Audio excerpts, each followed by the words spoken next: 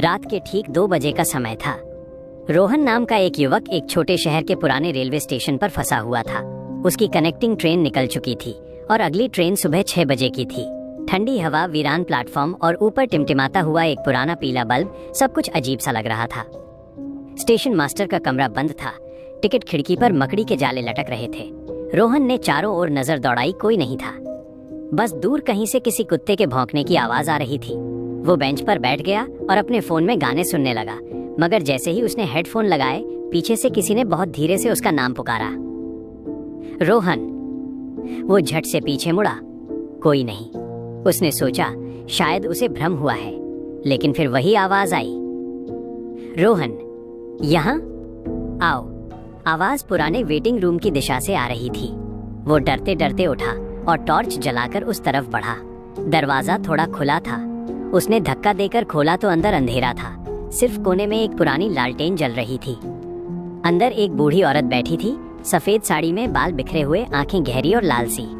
वो मुस्कुराई और बोली, बेटा, इतनी रात गए यहाँ क्यों बैठे हो?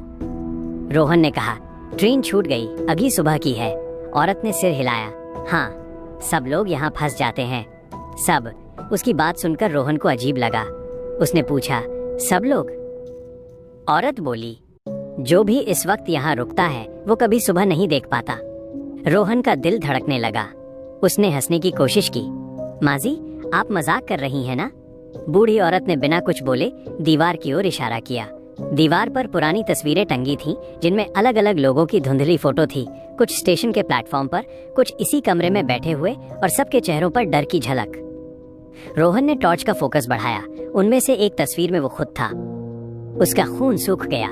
वो पीछे हटने लगा, मगर बूढ़ी औरत उठ चुकी थी। वो बोली, तुम्हारा भी इंतजार था रोहन, बहुत दिनों से। रोहन भागा पूरी ताकत से बाहर की ओर। प्लेटफॉर्म पर पहुंचा तो देखा, अब वही बूढ़ी औरत हर जगह दिखाई दे रही थी। कभी टिकट खिड़की के पीछे, कभी ट्रेन के डिब्बे में, कभी बेंच पर बैठी। वो भागते भागते स्टेशन से बाहर आया, मगर रास्ता धुंध में गायब था। जिधर भी मुड़ता वही स्टेशन सामने आ जाता। घड़ी में 2:05 बजे थे। समय रुक चुका था। रोहन चीखने लगा, कोई है, मदद करो। अचानक वही बूढ़ी औरत उसके सामने आकर खड़ी हो गई। उसने कहा, हर बार कोई न कोई यहाँ फंसता है और हर बार सुबह होने से पहले सब गुम हो जाते हैं।